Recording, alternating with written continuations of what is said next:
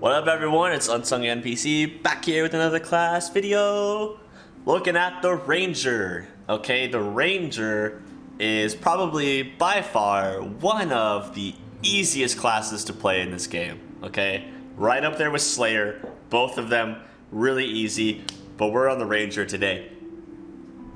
Lots of ranged combat, lots of melee combat, and a little bit of magic. Alright, these guys are fighters that's specialized, that do more. That's basically what a Ranger is, okay? So if we take a look at the details here, high fortitude saves, low will but high reflex, so 2 high saves. You've got 10 starting HP, which is the max for any class. A high attack bonus, which means that you have full BAB, so you're getting a BAB increase every level. They memorize spells like a wizard. They use wisdom for their spellcasting ability, and they gain a lot of skills and a lot of skill points.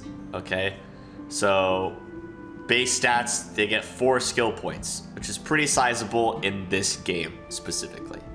Athletics, persuasion, nature, world, stealth, perception, arcana, bingo. All right, let's take a look at what the Ranger does. How about? So the Ranger is proficient with everything except for obviously tower shields, and then they're not proficient with heavy armor. Okay, you can always gain that proficiency through leveling up and taking feats and what have you if you want to, but you don't have to, but you can. The main thing here is the favorite enemy. Okay, the favorite enemy is a key feature of the Ranger, getting bonuses to killing specific groups of foes. Alright, so it starts out with a +2 to attack and damage rolls against these different categories of creatures, which is pretty good. And then 10th, 15th, and 20th level, so at 5th level, then 10th, 15th, 20, so every 5, okay, you can select an additional favorite enemy, and then in addition, at each such interval, you also get to increase one of your favorite enemies by a 2, okay? So you could take aberrations at 1, and then animals at 5, and then after taking both of those at 5, at 5th level, you can increase one of them to +4 instead of +2. If you choose a humanoid or outsider, you have to pick a subtype. Those are already divided for you, okay? Dwarves, elves, gnomes, goblins, halflings, humans, all those are humanoids. They're already separated. You don't have to worry about it. Outsiders, it's its own thing.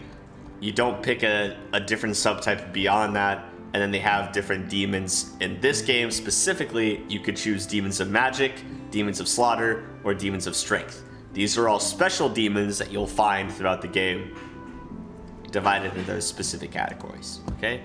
So, yep, you'll get 5 different ones, and then you get to increase by 2 4 different times on whichever ones you want. So you can mix and match and play with it however you want to do it. It's all up to you. The other thing is that Rangers get a style. Okay, you can pick a combat style: archery, menacing, weapon and shield, 2-handed, and 2 weapons. Okay, whenever you pick your style, you also get a bonus combat feat that goes with that style, and you'll end up having 5 of those bonus combat feats throughout the game. So, for archery, your different selections you can take at different levels. Okay, point blank, precise shot, rapid shot, improved precise shot, point blank master, many shot, and then improved critical. Alright? Which isn't all of the archery feats. There are lots of other archery feats that you can and should take if you do archery.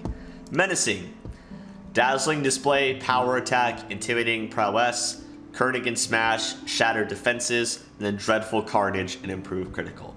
This is the kind of persuasion intimidation path. This is where you're smacking foes and then intimidating everyone in range and making them all fear and run for their lives. Weapon and shield: shield bash, shield focus, 2-weapon fighting, improved 2-weapon fighting, shield master, bashing finish, greater 2-weapon fighting. Now I know what you're asking, why do we want 2-weapon fighting when we're using a weapon and a shield? The answer is because with shield bashing, your shield also becomes a weapon, and you can take 2-weapon fighting and then improved and then greater to gain less and less penalties on using both your weapon and your shield bash. Because at the beginning, it's going to act like you're normally doing 2 weapons, so there's going to be major penalties to both attacks. So if you want those penalties reduced, you want those 2-weapon feats. Alright, we've also got two-handed, cleave, power attack, intimidating prowess, cleaving finish, greater cleave, dreadful carnage, critical focus. In this case, intimidating prowess, probably not important. You're probably not going to be going for an intimidation build with two-handed weapon. You probably want to save that if you're going to do the menacing pathway, because you can still do two-handed weapons with that if you want to. If you're doing this though, you're focusing more on cleave and power attack, cleaving finish, great cleave, and then critical focus. Those are going to be the main feats that you want. Those 4 specifically from these bonus feats. I wouldn't waste time getting anything else. And then, of course, 2-weapon combat, a fan favorite. Double slice, shield bash, 2-weapon fighting, improved, and then greater. 2-weapon fighting is very straightforward. It's just here's 2-weapon fighting. It's kind of nice they gave you the shield bash in there in case you want to do that. But at that point, you should just do weapon and shield, because you can get all of these same feats plus some other different shield options to the bonus feats. There's not really a point in doing shield bash here, but because there's only 5 feats available, you're going to get all 5. So it is what it is. Double slice gives you strength on your offhand attack. So if you want that, that's cool for a strength-based build, but if you're going 2-weapon, you're most likely going a dex build, so not going to be that great either, but that's up to you. If you want to do a dex and strength combo, like when you use composite bows, then that's going to give you a nice strength bonus on top of that. So that's up to you. Other little bonuses you get, endurance, you get the endurance feat for free, which is +2 to athletics, +4 to fortitude saves against fatigue and exhaustion, can sleep in light or medium armor. The whole sleeping in whatever armor doesn't actually apply in this game, but +4 on saves against fatigue and exhaustion is actually pretty nice. It's actually pretty nice, and you're getting it for free, so great. I would never take endurance on my own, but getting it for free is always nice. You also have evasion and improved evasion, right? So evasion, if you make a successful reflex save, instead of taking half, you take no damage. And on this one, if you fail, instead of taking full damage, you take half. You also get camouflage. So as a move action, you can use stealth to hide in any of your favored terrains. Which brings us to the next thing, favored terrains, okay? Favored terrains gives you a +2 to initiative, which is huge, nature, perception, and stealth skill checks, which is also nice. Like, all of these are nice for the ranger. You're going to be wanting to use all of these skills probably if you're doing your ranger the way that I think you're doing it when you're on this terrain. And then at 8th level and every 5 levels thereafter, you can select an additional favorite terrain. And then in addition, at each such interval, you can increase the bonus of one of your terrains by +2. So you'll get one here, and then another at 8th, 13th, and 18th.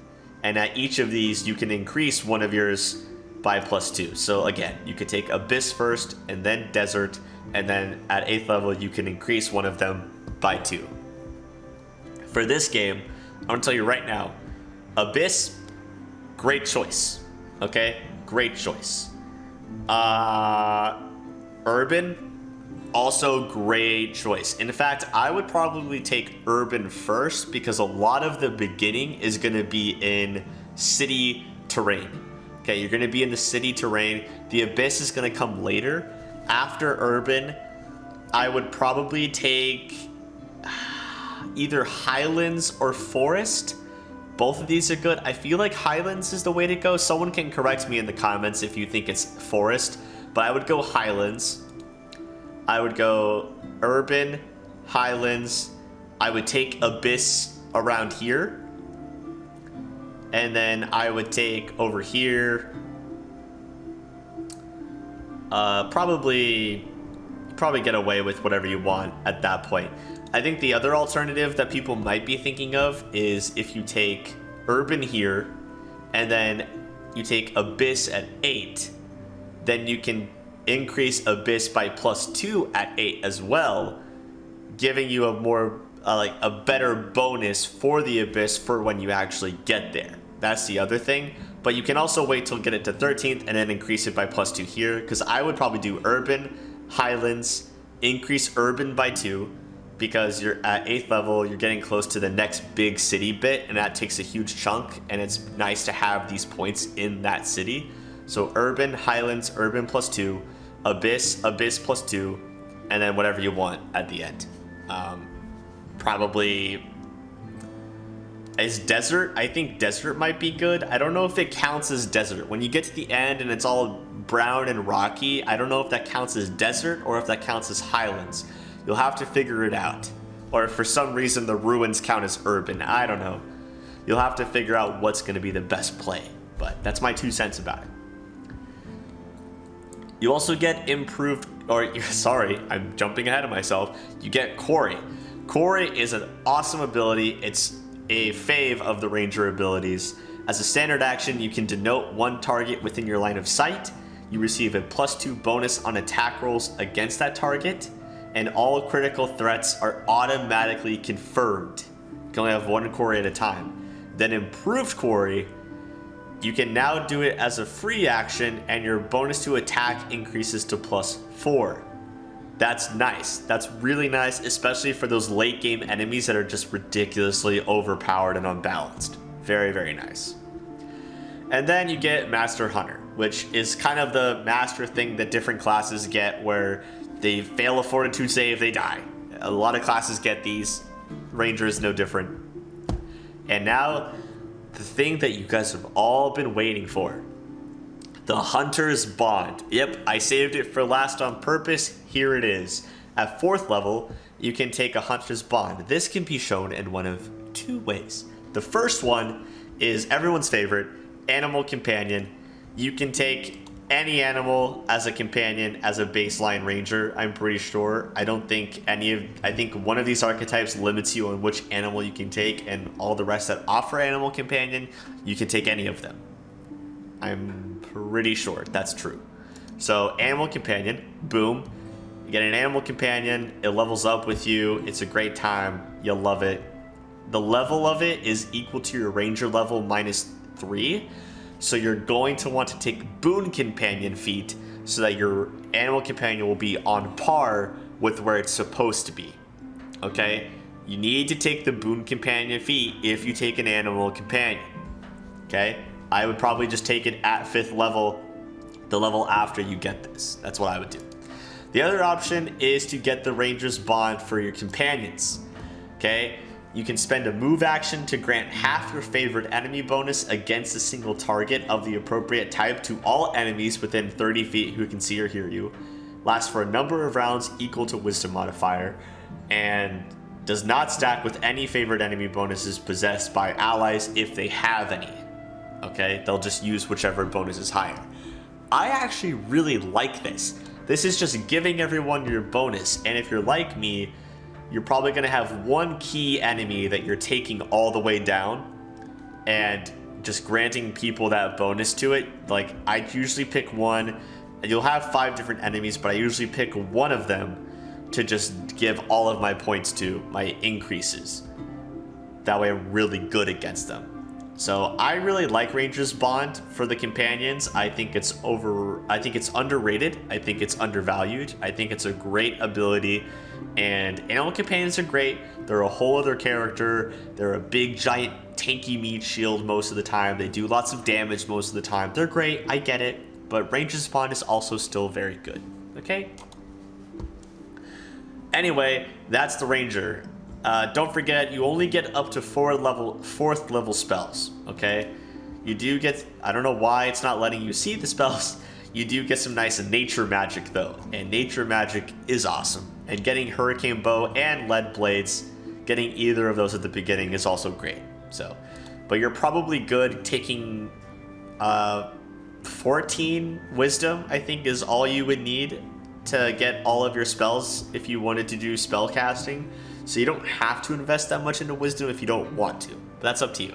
I like going 16, but you can go lower if you want more damage and physical stats, you know? Next, honestly, probably the best archetype for Ranger in this game, the Demon Slayer. I mean, this is just handing you the victory, all right? It's just handing it to you. It's the freaking Demon Slayer, okay? You literally get favored enemy for all 3 demon types. All 3 of them. That's insane. And you get them like, each of them gets up to rank 4. I'm pretty sure that means that it's getting +2, and then +2, and then +2, +2. Beautiful. Disgusting. I love it.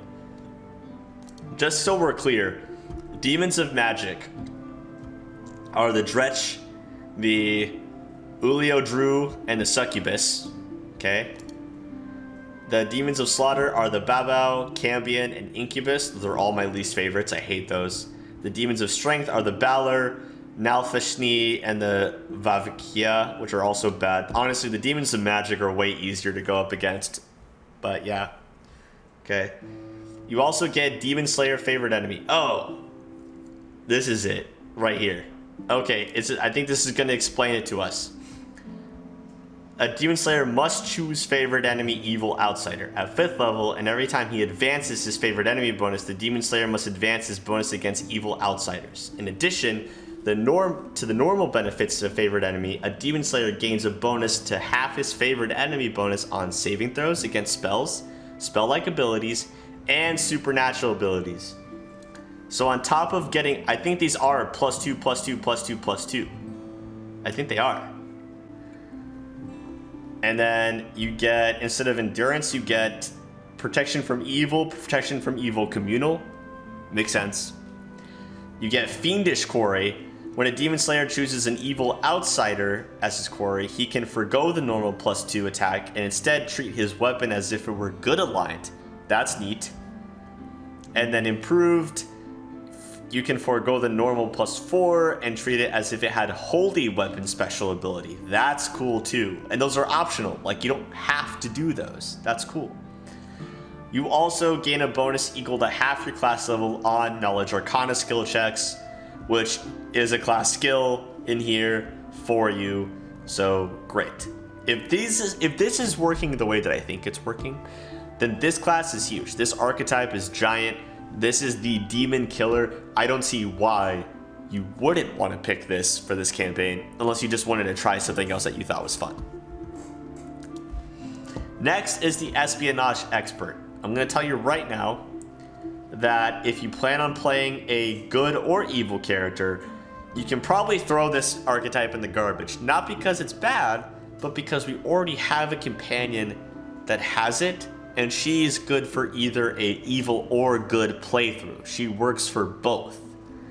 So maybe you wouldn't take her if you did a lawful playthrough and you'd want to do this instead, but I don't like repeating archetypes in my party. I figured you probably don't either, so.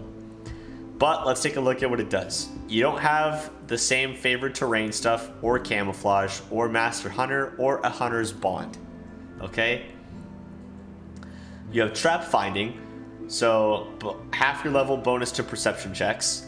You get Ranger's Bond companions, so you can't choose an animal companion. It has to be your companions, okay? You get Undercover, half your level to persuasion for bluff and stealth checks. Expert Magic, you use Charisma instead of Wisdom for your spell casting. It is still memorizing, you're not a spontaneous caster, but you do use Charisma instead.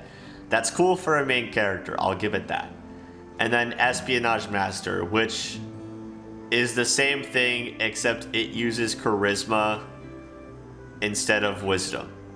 But it's literally the same thing, alright? But there you go. Espionage Expert, The majority is that it's a little bit more of a skill monkey ranger. You don't get an animal, and you use charisma instead. It is really good. It is really good. If you're really cool with not using the Espionage Expert in the game, then this could actually be a great one to take. But she's a really good companion, so I don't think that it's worth having both of you in there. But that's just me. Next is the Flame Warden. Alright, the Flame Warden likes fire. Simply put. So you get rid of Hunter's Bond completely, it seems. You get rid of Camouflage, you get rid of Master Hunter, and you get rid of Evasion and Improved Evasion for a slew of fire abilities. Okay. The first thing you get is spell casting. So you add Fire Belly, summon Small Fire Elemental, Scorching Ray, summon Medium Fire Elemental, and then Flame Strike, Volcanic Storm, and summon Large Fire Elemental. So you get a lot more fire spells. This is definitely a little bit more in the spell casting realm for a ranger. You get Touch of Flame. You can cause your weapons to burst into flame. So as a standard action, you can grant a single weapon flaming special ability for 1 minute. Okay, it counts as magic. You can use this a number of times equal to 3 plus your wisdom modifier per day. And then at 12th level, this improves to Flaming Burst, which is cool. It's like a little flaming splash on enemies. You'll want to take Ascendant Element Fire for this class as one of your mythic abilities, okay?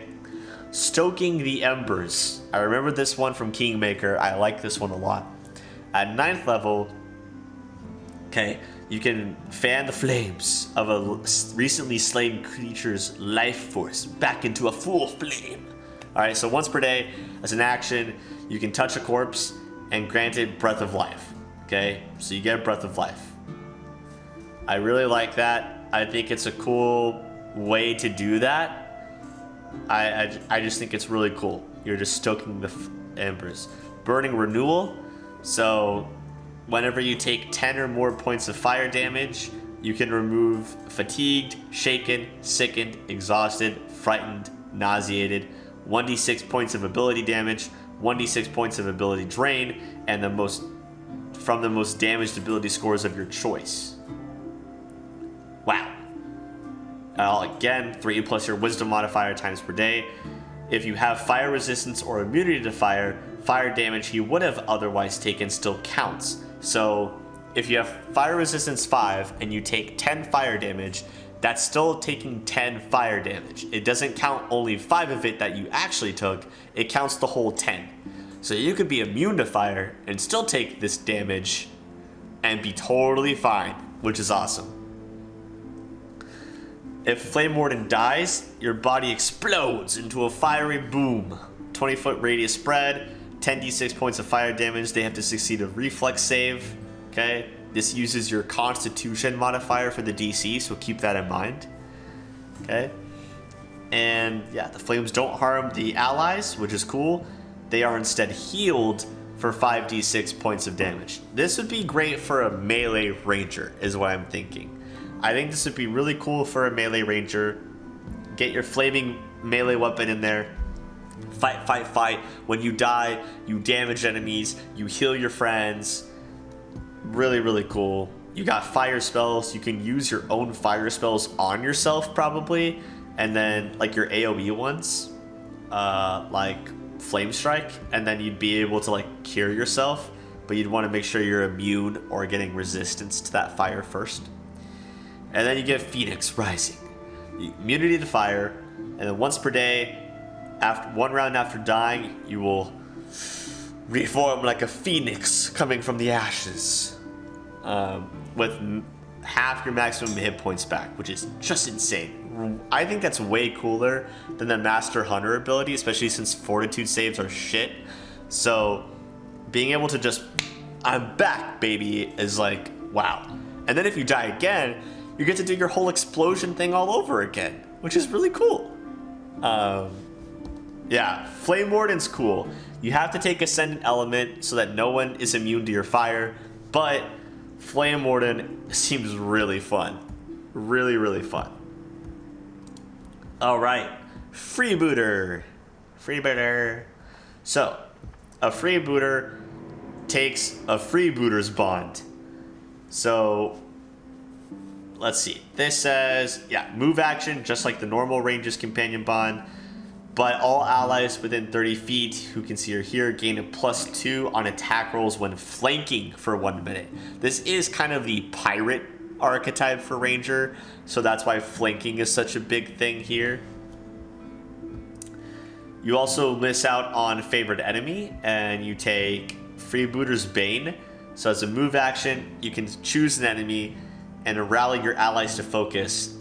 All of you gain a +1 on attack rolls and damage rolls against the target, and then this increases at 5th level and every 5 levels thereafter, which I think ends you at 5. So +5 to attack, +5 to damage on a target that you select, and when the target dies, you can then select a new target, I think.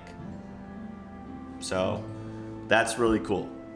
That's a really neat, I mean, pairing that with improved quarry or whatever would be a huge focus in and just nail that single target down. This is a good single target damage, all group on one converging archetype here. Very, very cool. And yeah, you give up animal companions and favorite enemies, but you're basically just better at killing everything else. So it's a cool twist to that, but you do miss out on the skill check bonuses that you would normally get from other things going on. Okay? Yeah, you're not gonna get, it's not gonna be as high of a bonus to attack and damage, but it is going to be a more versatile bonus to attack and damage. So it's up to you how you want to do it. Nomad, this is one of the new ones, okay? You can only take a horse, but you get it at 1st level instead of 4th level. You also have to do archery, okay? There's no choice. You have to do archery. You are now a horse archer, okay? That is who you are, okay? Point blank, precise, rapid shot, improved point blank mastery, many shot, and improved critical, okay? That is how it works. But you have to take the archery feats. That is what they do. All right? So, they are archers. They are horse archers. I like it. You get point blank master feat for free. And then, oh, that's just right there. So bump, bump, bump, bump, bump. Okay, it just dipped it down here for whatever reason. That's fine. Yeah, that's basically all it is. Animal companion at 1st level instead of 4th, but it has to be a horse. And then you have to do archery, and then you get point blank master for free, which makes sense because your horse is going to be attacking things while you're up on the horse shooting down at the demons below. That's how it's going to go. Very cool class. I haven't seen it in action, but I would really like to. I think this could be a really fun one to play with, a horse archer. I like it. And then next is Stormwalker, another one from Kingmaker. Okay, so again, another archery required class. You have to do archery. It's not a choice. You don't have choices. Okay, not everyone's got them. Wind Treader. You can wreathe your weapon in lightning. You can grant a single weapon shock, and then eventually you'll get shocking burst. This is kind of like the Flame Warden, but lightning instead, right? That's kind of what they're going for here. So no Hunter's Bond. You get Flash Step. As a full round action, you can transform into lightning and move within 50 feet without provoking attacks or opportunity. And then you can make a single range attack against the closest opponent after you move. That's actually really fun. That seems like a really fun ability. Immunity to electricity, and then flash shots. Whenever you use flash step, you instead take 2 ranged attacks. Both of these are made at your highest base attack bonus. So that's 2 shots at your highest base attack bonus, and then the next round you'll get to start all of your normal attacks. You do lose quarry and improved evasion, but you still get regular evasion. So, and you give up your combat style, which we already went over. You give up a lot of different things, okay? You have to be archery. You give up Quarry and improved Quarry. You give up improved evasion, but you do get these cool lightning movement. This is like the mobile archer archetype here, okay? So to recap, base ranger, phenomenal, right? Demon Slayer, just the demon murdering archetype. Is this overpowered? I still don't know if I'm reading all of this correctly. I read up on this class before I did this video, and I just don't know if I'm getting it right. The wording is not the best. So if anyone can clear it up, I would love that. Espionage Expert, great, really cool, but we already have one in the game, so Flame Warden, cool if you like fire. Stormwalker, cool if you like lightning. Freebooter is probably the weakest archetype here. I think it's a versatile thing, but overall, I do think it's weaker than the normal everything, so this also might be one you want to forget about. I don't know. Nomad, Horse Archer, a Mounted Archer is cool. It might be fun to try.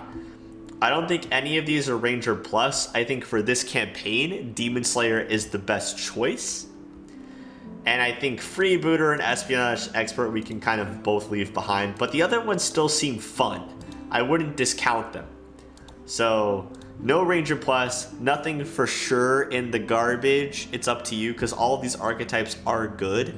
It's just a matter of like what's better than the rest, right? So, that's the Ranger. If this video was helpful to you, if you liked it, if it gave you some sort of Ranger inspiration, give it a like, subscribe for more videos in the future, and if you want to talk game for this game or any other RPG, CRPG, indie games, strategy games, whatever is your fancy, join the Discord in the description below and come hang out with us, talk games, talk whatever you want. It's a fun time, be there. I also stream, so you can check out my channel about page to find out about the stream times and what games I'm streaming and all of that mess. And yeah, cool stuff. I'm Unsung NPC, and I will catch you guys in the next one.